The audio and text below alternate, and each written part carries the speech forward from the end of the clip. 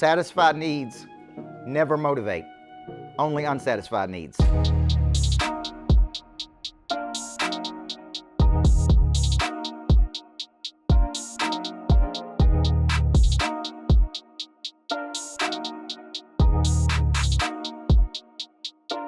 was watching a video last night about the founder of Papa John's, who's worth billions of dollars. And, like they were asking, like, what do you do now? And if you notice, he just keeps doing stuff to his house. He's like, well, I'm going to add this, and I'm going to add a golf course, and I'm going to add this. And because he's got to be doing something. How many of you are miserable when you're not doing something? Okay, you've heard me go, we went to St. Lucia at one time. I wanted to go stay in bungalows over the water, 24-hour butler. And by day 3, I was trying to figure out how to buy the bungalow.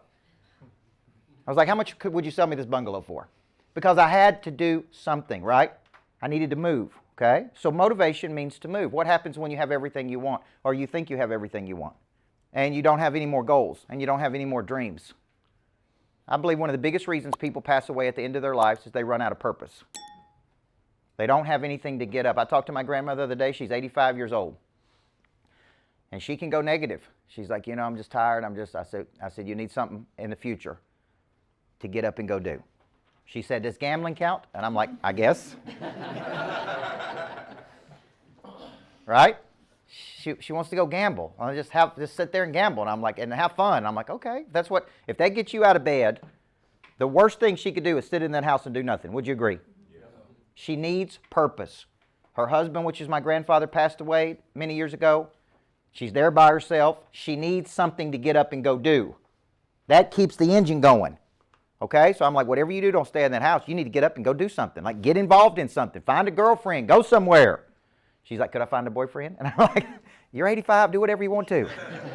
You know what I'm saying? But my point is, the worst thing she could do is do nothing. Okay, so motivate means to move. All right? I'm going to write another word on the board. Inspiration. The word inspire means to breathe life into. Okay, so we breathe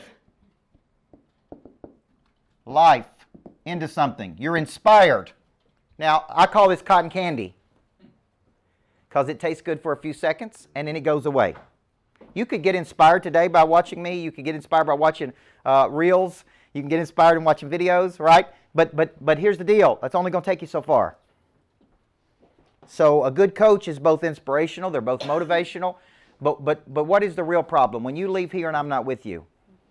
You don't take action.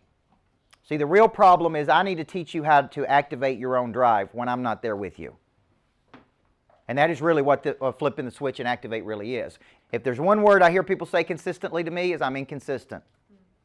I need structure. I need accountability. Well, everybody says they need accountability until they actually have accountability, right? And then they don't want the accountability. It's like I want it, but I don't really want it. So how many of you struggle with the consistency of showing up every single day and doing what it takes every single day? Now, the question becomes why? Why would I struggle with this? Okay, and this is where all of the psychology that I teach really comes in, because this is where because goals come in. See, I'm coaching different teams right now, and the number one thing I'm trying to get those teams to do is build an identity. I do a lot of what I do, not because I feel like it, but because I want to be one of the best in the world at what I do. And because I have an identity, I do things I don't want to do. Everybody see that? Because that's what the best people do. So that's what I call a because goal.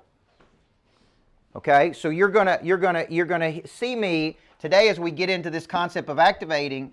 You're going to see me constantly do this, which means you're here. This is your current position, and this is your desired outcome, right? This is an ideal state you would like to be in. Okay? Now, what's got to happen in between here is a lot of things to get you to be, but there's going to be a lot of days that you just don't feel like doing it. I don't feel like doing it. Amateurs listen to their feelings.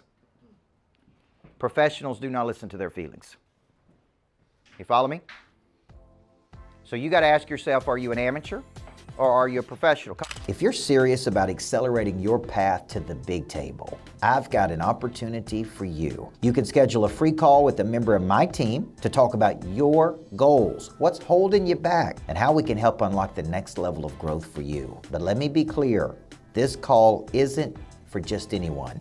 It's for business leaders and entrepreneurs who've already experienced success, but know there's another level to be unlocked. There's a bigger table, and you want a seat at that table.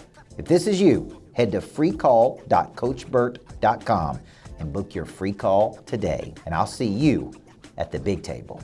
The professional salesperson does prospect a minimum of 2 hours a day. The professional salesperson does follow up 7 to 15 touches. The professional, right, does things they don't want to do. They do the reps that other people just don't want to do. It's like, I just don't feel like it's snowing outside. Why don't I stay home? Why don't I do this? And if you're looking for excuse, any old excuse will do, by the way. Any old excuse to do. So I'm building this greatness factory in Nashville, and I went down yesterday, and I called on Monday, and the general contractor says, I can't get in. And I said, what do you mean you can't get in? Is the door locked and you don't have a key to it? He said, no, I can't get in from my house to where I'm at to the greatness factory in downtown Nashville. And I said, well, hold on a second. Let me just pull up some cameras here, because it looks like there's all kinds of people getting in to Nashville. So you can't get in there, or you don't want to get in there because it's snowing. Everybody with me? See, there's a difference between I can't get in there and I don't want to get in there. Or I get to, or I have to. Everybody see that? I'm teaching my 11-year-old daughter, you get to do chores. And you get to earn income. But if you complain about it, you have to do chores. And you don't earn any income. So you can do it with a good attitude or a bad attitude, but either way you're doing it, you're getting paid to do it, so you really get to do it versus have to do it. Now, which of these would you like to choose? Would you like the income and a good attitude, or would you like just to live here? You see where I'm going? Because it's not entitled to you. Okay? And I'm trying to teach her that. It's not entitled to you. You take care of things just like you. But I'm going to give you a chance to earn some income if you do it.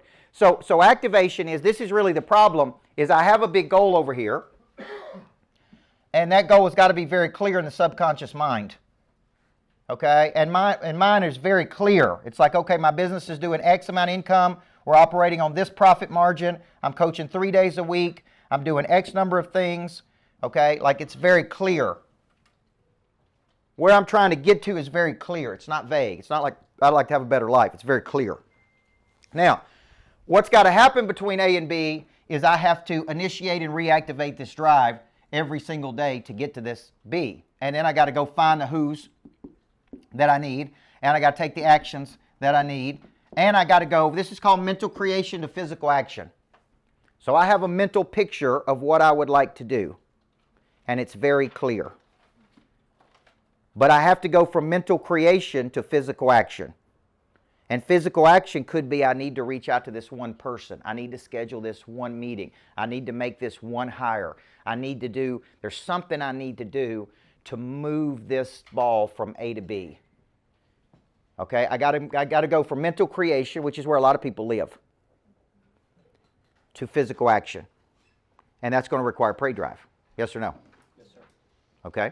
Now, a lot of people go from fantasizing, which is they can see it in their mind, to catastrophizing, which means they go all the way to negative town very quickly.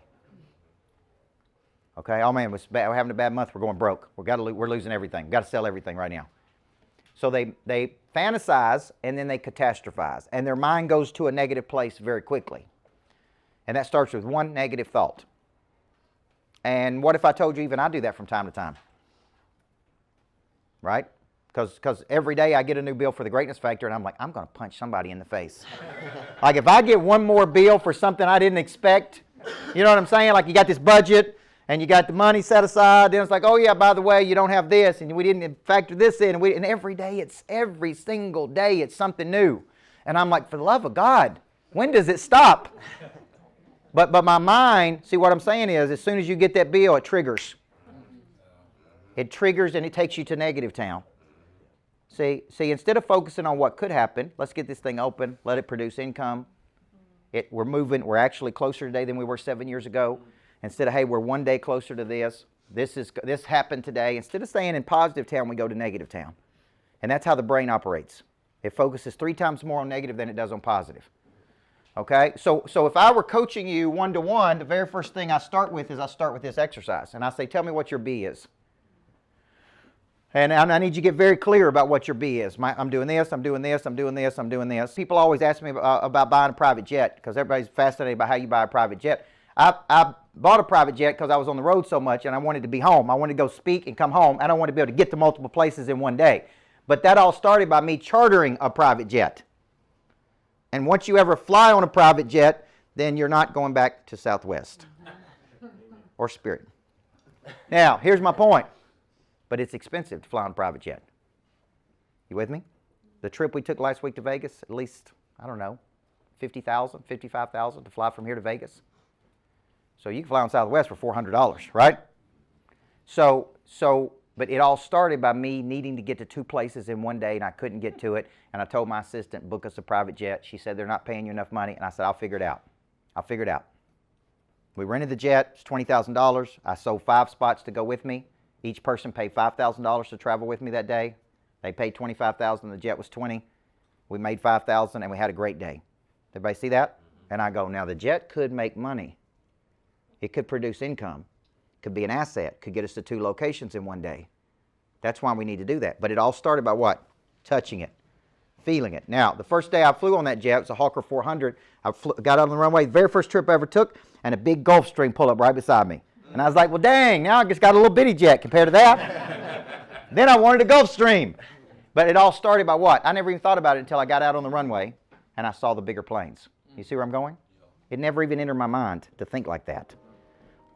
We go there in the mind before we go there in the body. All things are created twice, first mentally, then physically. We start with mental creation and we move to physical action.